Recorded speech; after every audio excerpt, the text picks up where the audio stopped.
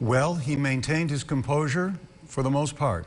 He started out defensively about 25 minutes ago, but got to the point where the Cuomo rhetoric, the stem-winding type of oratory that his father and he have been known for, wound up with a resignation.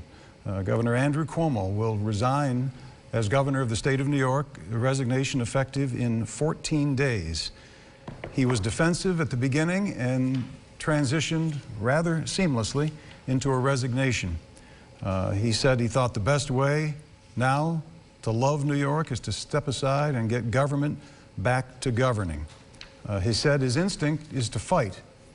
And he spent the first part of his briefing, I'm sure you watched it with us, defending, explaining, and trying to indicate that he never meant to offend any woman or harass any woman sexually or otherwise. And yet he said if I could communicate the facts, I'd stick around, but the current trajectory of government being consumed for months would be too much. And so Governor Andrew Cuomo will not finish out his third term. He has bent to the pressure of everybody urging that he quit, and so he has. Andrew Donovan, there was several moments in the first 10 to 15 minutes of that speech where I think you and I both thought, he's going to fight. He's going to stick it out. For the first half, it could have gone either way, but at the end, Governor Cuomo will be the 9th governor in New York history to resign, the 3rd to resign in disgrace, and that means Kathy Hochul will become the 57th governor of the state of New York, the first woman to take that position in New York's history, a proud Syracuse University graduate.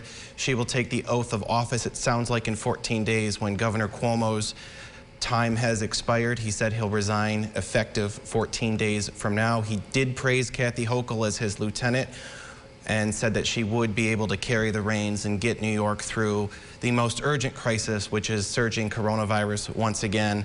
Dan, it's astounding to observe how a year ago this governor was praised as America's governor, the man who was leading the nation through coronavirus.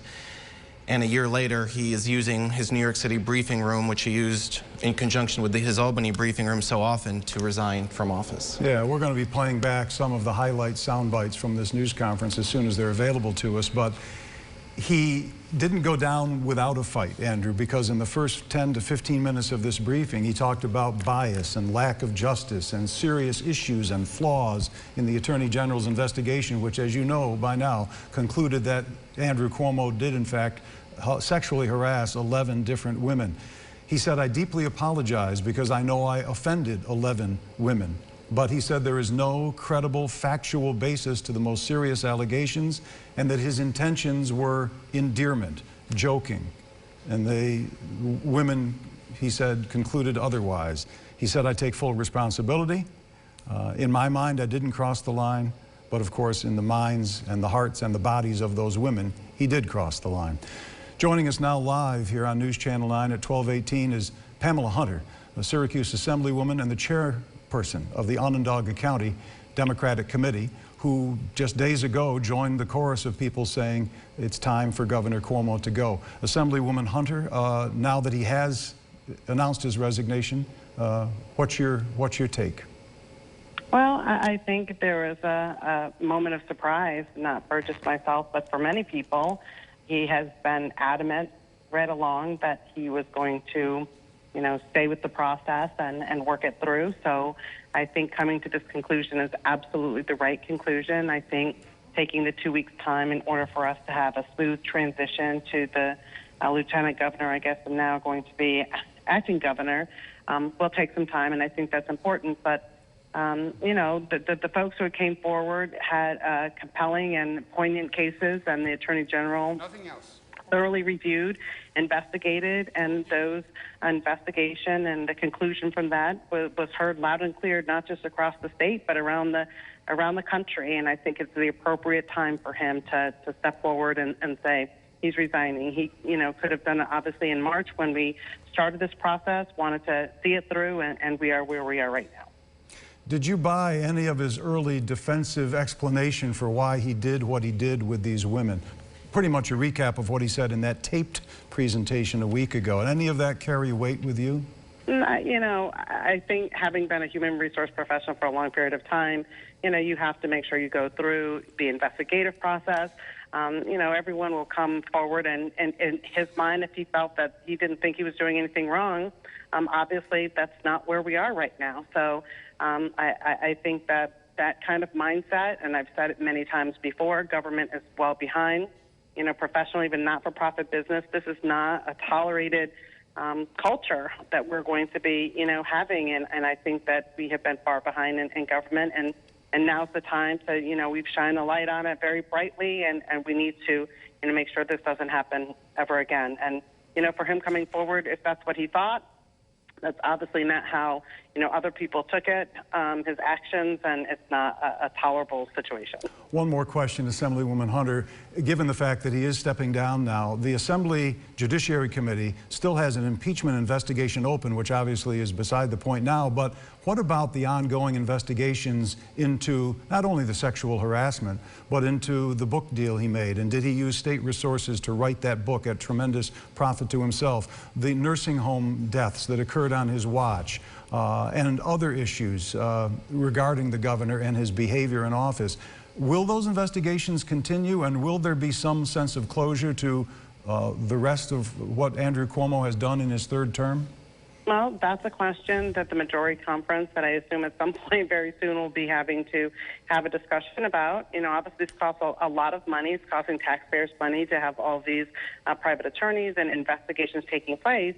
But remember, if we don't conclude with impeachment, and if we say he resigns, we let it go, someone resigning can run for office again. And if we went through with an impeachment process and he was found guilty of any one of the things and he was impeached, that would negate him from being able to run for office again. So those are the kinds of conversations we'll be having to have with our majority conference. What do you think? Should that be the case, that he never be allowed to seek public office again, or at least the governor's job? We've not even gone through the process, fully. Based on what happened yesterday, we were going to be probably a couple more weeks out and going through testimony. And as you described, this was just one of several other issues that we were looking at, the nursing home situation, the bridge situation. So there's been a lot of conversations to be, had again, and that doesn't even take into consideration any of the other criminal situations that are being looked at by law enforcement. All right, one more question from Andrew Donovan. Assemblywoman, it's Andrew Donovan here with Dan Cummings. What will the transition look like to acting Governor Kathy Hochul as one of the people who represent Central New Yorkers? What will that transition look like? Is there any legislative role in that transition? And how do we ensure that Central New York's best interests are still top of mind in Albany? It should be, pretty seamless. She's a very strong lieutenant governor. She's got a lot of background and experience.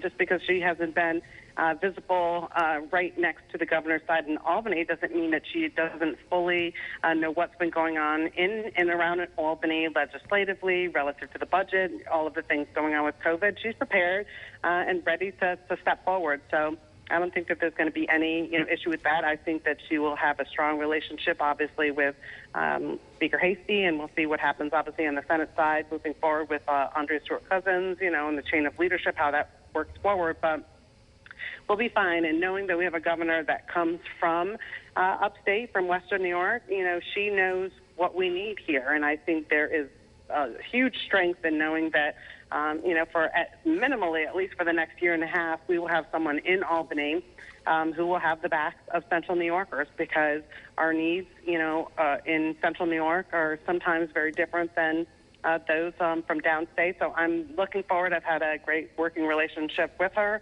while I've been in Albany, and I look forward to her stepping forward and escalating her role as governor. Assemblywoman Pam Hunter, chair of the Onondaga County Democratic Committee, we thank you for your time this noon hour. Thank you. I want to pivot now quickly, if he's still available, to Onondaga County Executive Ryan McMahon, who joins us now live. Mr. County Executive, your response to the governor's resignation? Yeah, a little surprised. Certainly, things have escalated ever since the Attorney General's report came out and really documented evidence behind many of the accusations that the governor was accused of. So, as county executives last week, we came together, really being the front line generals on the ground in both the pandemic fight, but also the recovery efforts.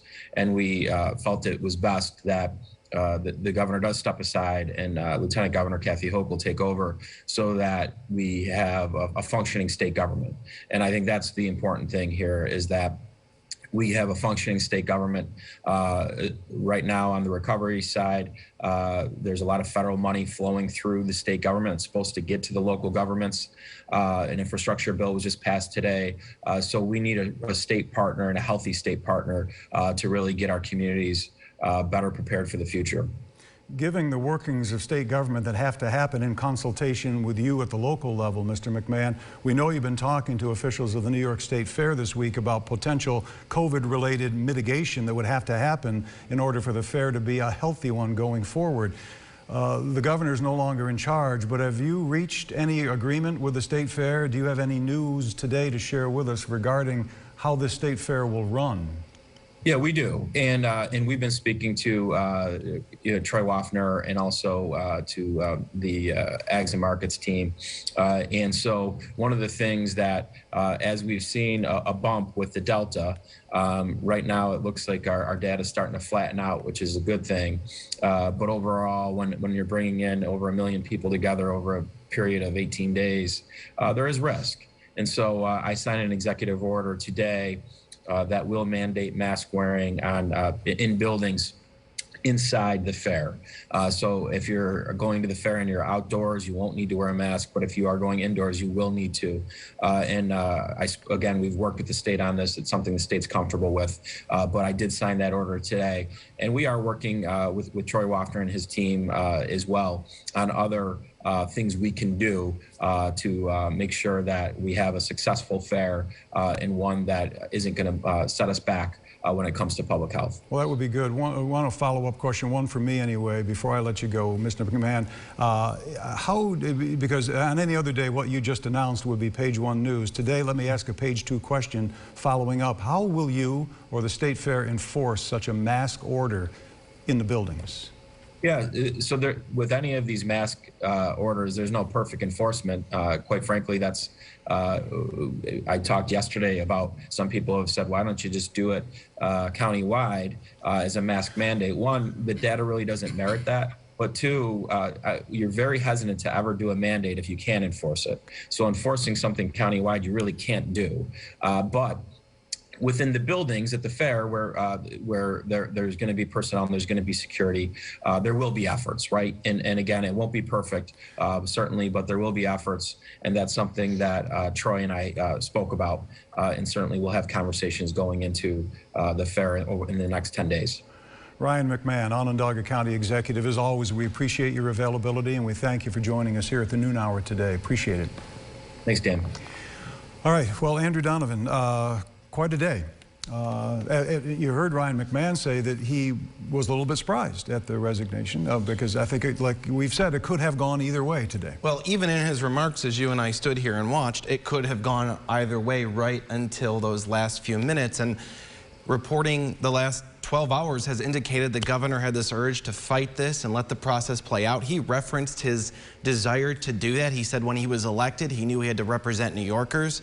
He said that made him a fighter on behalf of New Yorkers, and he wanted to use that strategy to fight to keep his job. But he realized that the situation was untenable. He did reference what weeks and months of impeachment proceedings would do to the state of New York, to the morale of New Yorkers, to the budget, how much it would cost. The cost of the investigations already into the millions of dollars, and it's not been the weeks or months. It could still continue to go. So he said for all those reasons, he will resign 14 days from now, and Kathy Hochul will be sworn in as the 57th governor, the first woman governor of the state of New York, Dan.